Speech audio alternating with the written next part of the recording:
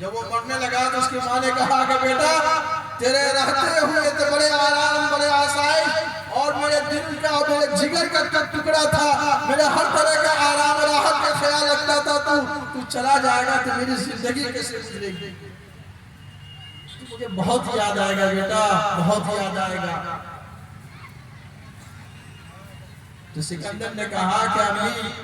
کیا کیا جائے، مرنا تو سب کو ہے، ایسا ہے کہ کبھی اگر یاد آ جائے تو آ جانے میرے قبر کے اوپر۔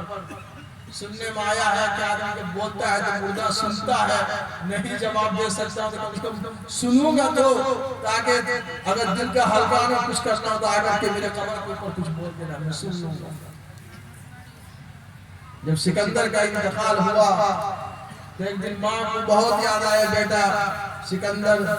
گئی قبرستان اور قبر کے اوپر کھڑی ہو کر کے کہا کہ بیٹا سکندر کہاں ہو تم؟ کبھی تم نے ماں کی خبر بھی دی؟ تیری ماں آج کس حالت کے اندر ہے؟ بیٹا کہاں ہو؟ میری آواز سن رہی ہو کہ نہیں؟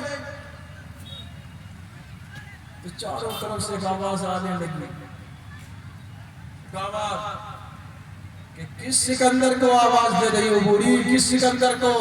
یا جتنے بھی قبرستان کے اندر پڑے ہوئے ہیں نا، سب اپنے آپ کو سکندر اعظم ہی کہتا تھا۔ آیا کہ دیکھ لے کہ میں نے اس کے ساتھ کیا کہا، سب اپنے آپ کو سکندر اعظم ہی کہتا تھا۔ اس نے بہت محدود سی زندگی ہے، کرنا ہو کر لیجئے، بس وقت ملا ہو رہا 10 منٹ ہے، 10 منٹ کے اندر میں اپنی بات نہ بیٹھوں گا۔ جو باتیں مجھے کہنی تھی آئیو الذین آمنوا ادخلوا فی السلم کافہ، نکاح طلاق کو پر لانا تھا اور قضا متعلق، اب تو وہ نہیں ہوگی، بس چلتے 3-4 بات۔ اللہ نے مال دیا ہے نا، مال، تو جس طریقے سے مال کا کمانا حلال طریقے سے ایک انسان کے اوپر فرض ہے، اسی طریقے سے خرچ کرنا یہ بھی انسان کے اوپر فرض ہے۔ ٹھیک ہے، مال کمانا حلال طریقے سے یہ انسان کے اوپر، ایک مومن کے اوپر، ایک مسلمان کے اوپر فرض ہے۔ اسی طریقے سے حلال جگہ بھی خرچ کرنا یہ بھی مسلمانوں کے اوپر فرض ہے۔ صرف یہ نہیں ہے کہ آدمی حلال جو ہے کماوے اور پیسہ جب آ جائے تو وہ سمجھے کہ جو میں چاہوں کروں۔ اللہ نے اگر کسی کو پیسہ دیا ہے تو کہا گیا کہ تمہاری مثال ڈاکیے کی جیسی ہے، ڈاکیا جیسی ہے۔ ڈاکیا کو کئی منی آرڈر ہوتے ہیں، اب تو منی آرڈر تو ختم ہو گیا، آپ کا فون پے چلنے لگا، فون پے پتہ نہیں کون پے پہلے منی آرڈر چلتا تھا، ہم لوگ جب ہم پڑھتے تھے تو ایک ڈاکیا جو آتا تھا تو لینڈ آتا تھا، میرا بھی منی آرڈر ہے، میرا پہلے چلتا تھا، اب تو منی آرڈر میں سلسلہ ہی ختم ہو گیا۔ وہ جو ڈاکیا جو ہے، آپ ڈاکیا ہماری مثال بالکل وہ ڈاکیا جیسے ہے۔ اللہ نے اگر مال دیا ہے تو اس کے بہت سارے لوگوں کے حقوق، وَآتِ ذِي الْقُرْبَىٰ حَقَّهُ وَالْمِسْكِينَ وَابْنَ السَّبِيلِ فَلَا یہ نہیں ہے کہ اللہ نے مال دیا تو جہاں چاہے ہم خرچ کریں، نہ۔ ڈاکیا اگر اس پیسے کو جو دوسرے کی امانت ہے، اگر اس پیسے کو اپنے بچوں کی شادی بیاہ کے اندر اور اپنے خواہشات کی تکمیل کے اندر اور اپنے مکانات بنانے کے اندر اگر خرچ کرتے تو ایسی صورت میں وہ ڈاکیا اپنے پیشے کے ساتھ امانت داری کا معاملہ نہیں کر رہا ہے بلکہ وہ خیانت کر رہا ہے۔ اسی طریقے سے ایک مومن اگر اللہ نے اس کے پاس مال دیا، اس کو مال دیا ہے تو وہ مال کو چاہے جہاں خرچ کرے وہ خیانت کرے۔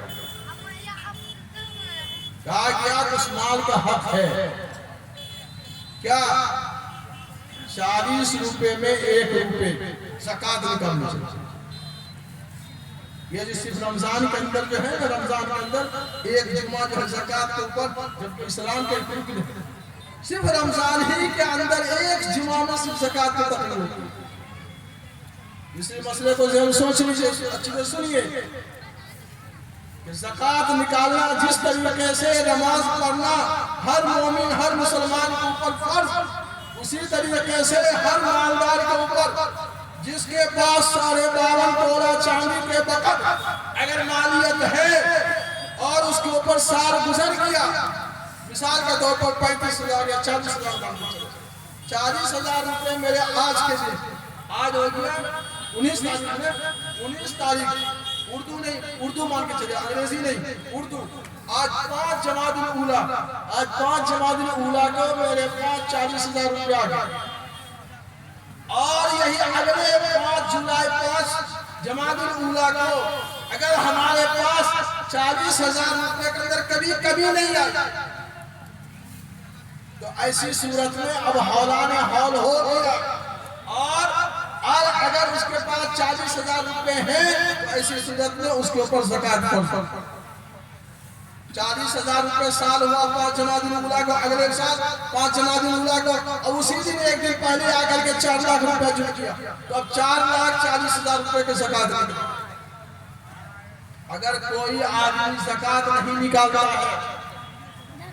اللہ کے رسول صلی اللہ علیہ وسلم نے ارشاد فرمایا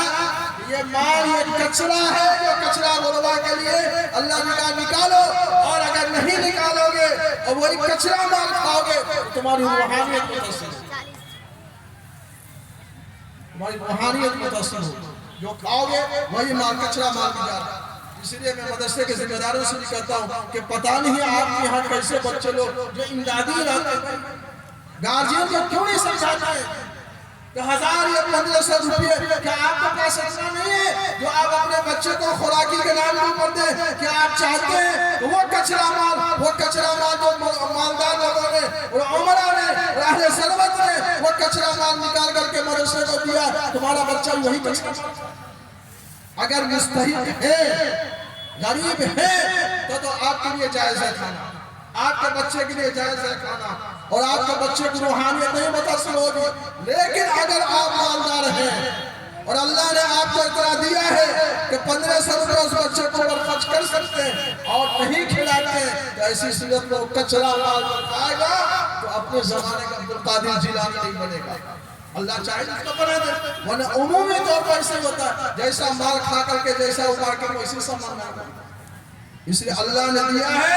تو اچھا مال کھلائیے، دیجئے۔ مدرسے وہ درک میں اپنے بیٹے کو خوراکی کے رکھا۔ ایک بات، زکاة نکالیے، اہتمام کیجئے۔ جو آدمی زکاة نکالے گا، میں ابھی ایک صاحب کہہ گیا تھا، میں معلوم ہے کہ ڈکیتی ہوگی، چوری ہوگی، فلاں ہوگی، بہت نقصان ہو گیا، تو میں نے کہہ دیا کہ بھائی یہ تو لگتا ہے کہ زکاة،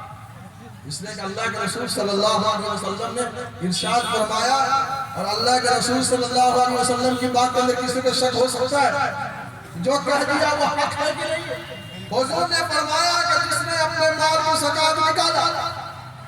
جس نے اپنے مال کا زکاة نکالا، میں اس کی اس بات کی ضمانت دیتا ہوں کہ کبھی اس کے مال کو نہ کوئی جلا سکتا اور نہ ہی اس کے مال کو کوئی سمندر ڈبو سکتا، پانی کے اندر وہ ڈبو سکتا، مال جو ہے ڈوب جائے گا، ایسا ہو ہی نہیں سکتا۔ یہ میں اس کی ضمانت دیتا ہوں، ضمانت نہیں ہے۔ اس لیے زکاة نکالیے، اور مت ڈریے کہ ہم نکالیں گے تو بڑے بڑے لوگ، 1 کروڑ پتی لوگ، ایک صاحب ہمارے سننے آیا 2 کروڑ روپیہ زکاة نکالتے، معمولی بات سننے میں جو ہے اتنے لوگ ہیں، اللہ والے کیسے ہیں، ایک پیسے کے زکاة نکالتے۔ ایک صاحب کہنے کہ میرے موٹر سائیکل چوری ہو گئی، میں نے کہا لگتا ہے دکان کے تم زکاة نہیں نکالتے، اور میرا تو یقین ہے کہ اگر میں زکاة نکالوں گا تو میرے مال کی حفاظت ہوگی۔ اور میں آ رہا تھا ایک موقع سے، جب میں میرے والد صاحب نے پورنیہ کے اندر جب زمین خریدا تو اس زمانے کے بعد بتا رہا ہوں تو اتنی زمین بغل میں جو بکی ہے وہ 35 لاکھ روپے کی، آج کا میں نے 2-3 سال پہلے کی بات کر رہا ہوں۔ اس زمانے کے اندر 2002 کے اندر جب زمین میں نے خریدا تھا تو اس زمانے میں 1.25 لاکھ روپے پڑا تھا، 1.5 لاکھ رجسٹری وغیرہ ہو کر کے، تو میں جب لے کر کے آ رہا تھا تو والد صاحب سے کہ اتنی رقم میں وہاں بیگوسرائے سے لے کے کیسے جاؤں گا؟ زمانے پر 1700 روپے کو میری تو بحالی ہوئی تھی۔ اب تو ماشاءاللہ کیا کہ اس زمانے کی بات کر رہا ہوں، بہت ہی غربت، بہت ہی مہنگائی۔ میرے والد صاحب نے کہا ہے کہ اس سارے پیسے میں زکاة نکال چکا تو اطمینان سے لے کر کے چلے جائے گا۔ اب آخر میں نے کہا کہیں کوئی پریشانی نہیں، زکاة نکالیے، مال کی حفاظت۔ ایک بات، دوسری بات میں آپ سے اس کے ساتھ میں اور جوڑ دوں، اللہ نے اگر مال دیا ہے تو جن کے اوپر حج فرض ہو گیا، یاد رکھیے مسئلہ یہ بھی ہے، آج کے دور میں گزشتہ سال غالباً 4.5 لاکھ روپے کے اوپر انسان کو جو بھی دے وہ حج کر کے آئے 4.5 لاکھ روپے۔ فقہاء نے لکھا ہے کہ اگر کسی مسلمان کے اوپر 4.5 لاکھ روپے اگر ہو گیا، اتنا جمع ہو گیا ہے، اور 4.5 لاکھ روپے کے بعد وہ جتنے دن تک وہ مکہ میں رہے گا، اس غائبانے کے اندر اس کے جتنے بھی اہل و عیال ہیں اس کے نان و نفقے کا وہ انتظام کر سکتا ہے، اتنے پیسے ہیں اس کے پاس، تو اس کے اوپر حج فرض ہے۔ جس کے پاس 4.5 لاکھ روپیہ ہوا، مثال کر رہا ہوں، 4.5 لاکھ روپیہ ہوا اور وہ حج کرنے نہیں کیا، وہ پیسے خرچ ہو گئے اولاد بچے کی شادی میں یا گھر بنانے میں یا فلاں میں، فقہاء نے لکھا ہے کہ اس کے اوپر حج فرض ہو چکا ہے، زندگی بھر میں اس کو ادا کرنا ہو۔ اگر نہیں کیا، اگر اس کی اولاد اس کی جانب سے اگر حج نہیں کرایا، حج کے بدل اللہ کے اس کے پوچھو۔ حضور نے بہت سخت وعید ارشاد فرمایا، جو آدمی حاجی جس کے اوپر اللہ نے استطاعت دیا وہ حج نہ کرے، چاہے وہ مشرک ہو کے مرے، مجوسی ہو کے مرے، یہودی کوئی مرے، لیکن وہ میری امت میں اپنے آگے شمار نہ کرے کہ وہ میری امت میں سے۔ اس لیے اس مسئلے کو ہلکے مت لیجیے، ہلکا مت لیجیے۔ اللہ نے اگر اتنا دیا ہے حج کے جن کے اوپر حج فرض ہے تو حج ادا کیجیے۔ اور آخری بات کرتے کہتے میں روانہ ہو رہا ہوں، سب کہتے ہیں اعلان کیجیے، مرنے والے بچارے مر گئے جی، ان کا اگر کسی کے اوپر اگر قرض ہے، نہیں اعلان کرتے، اگر ان کے مرنے والے کے اوپر کسی کا قرض ہے تو وہ ان کے وارث سے لے لے، یہ بھی چاہیے۔ اس لیے کہ حضور کے بارے میں مزاج تھا کہ حضور تو بھائی ان کے نماز جنازہ ہی نہیں پڑھتے تھے، بلکہ صاحب کہتے تھے پڑھا دو جن کے اوپر قرض ہے، اعلان بھی ہوتا۔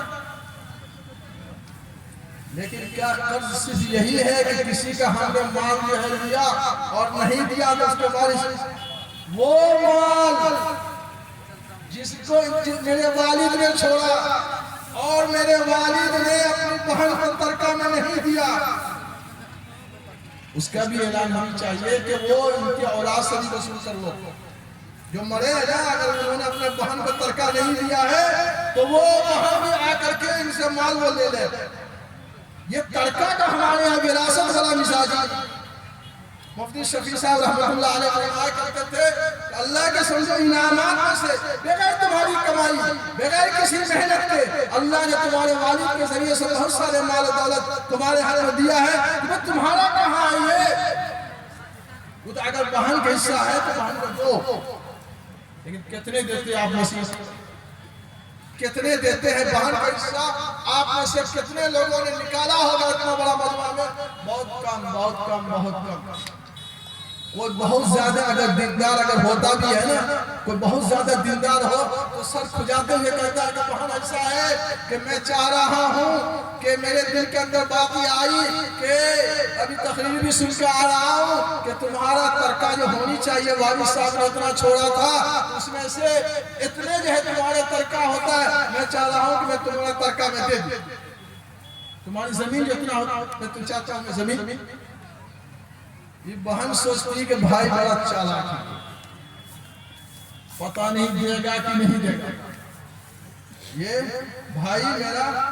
دے گا کہ نہیں دے گا کچھ پتہ نہیں۔ اگر میں نے کہا دیا کہ ٹھیک ہے بھائی، اگر اللہ نے آپ کے دل کے اندر یہ دائیہ پیدا کیا ہے کہ چلو بھائی بہن کا بھی حصہ ہے، بہن کے حصے کو دے دیا جائے، تو اگر یہ دائیہ اگر پیدا ہوا ہے تو پتہ نہیں یہ ایسے ہی دائیہ ہے یا وقتی تو اگر میں نے ہاں کہہ دیا کہ ٹھیک ہے آپ دے دو اور بھائی کو اگر تکلیف ہو گئی تو ایسی صورت میں کیا ہوگا کہ کبھی کبھار میں اپنے بھائی کی یہاں آتی بھی ہوں آرام کے خیال سے ٹہلنے اور تفریح کے نیت سے اگر آتی جاتی ہوں اگر میں نے کہا دیا کہ ہاں بھائی میرا ترکہ دے دو تو بھائی دے گا یا نہیں دے گا، یہ جو سلسلہ آنے کا وہ بھی دروازہ بند ہے۔ لہذا بہن بھی کہتی ہے کہ بھائی نہیں چاہیے، میں نے معاف کر دیا۔ شریعت کہتی ہے کہ یہ زبانی معاف کرنے سے، یہ وراثت کا مسئلہ علماء نے لکھا ہے کہ یہ جبری قانون ہے، جبریہ، معاف کرنے سے نہیں ہوگا معاف۔ کوئی بہن یہ زبانی کہہ دے کہ میں نے معاف کرنا، اس کا پورا حصہ دو، قبالہ لکھو، لکھانے کے بعد وہ اپنی بھائی وہ بہن لے کر کے اب وہ بھائی کو اپنے واپس کر دیتی ہے کہ بھائی ایسا ہے کہ جو آپ نے جو دیا تھا اللہ کا واقعہ یہی قانون تھا بنایا ہوا، میں آپ نے دیا، میں نے لے لیا، اب میں اپنی محبت میں وہ آپ کو میں واپس کر رہی ہوں۔ اب شریعت کہتی ہے کہا یہ اب جاتا ہے، لیکن ایسا کوئی بھائی جانتا ہے کہ اگر اتنا کر کے دیں گے تو کوئی بہن واپس کرے گی، اس لیے ایسے ہلاتے ہیں، ایسا سوچ رہا ہوں کہ دے دے۔ بہن بھی جانتی ہے کہ اگر کہہ دیا تو وہ جو کبھی کبھار آتا وہ بھی نہیں، اوپر سے شوہر کو بھی اب موقع ملے گا، اچھا اس کو خوب تھا کچھ ہوا، اب اس کا بھائی بھی اب جتنا ماننا ہے ماننا، جسے بیچاری وہ سہمی نہ مجھے نہیں چاہیے۔ وہی بہن آگے چل کر کے جب بیٹا جوان ہوا، اب منہ کے اندر سوال آئی، اب وہی جا کر بولتے ہیں چلو میرا ترکہ دو، اور نہیں پھر چلو کوٹ، چلو کوٹ۔ اس وقت کہاں تھی محبت؟ جان نہیں ہے کہ پتہ نہیں بھائی دے گا کہ نہیں دے گا، اور ابھی تمہیں کچھ نہیں کر سکتی، لیکن وہی اولاد جب بڑی ہو جاتی ہے وہ بھائی سے زبان پکڑ کر کے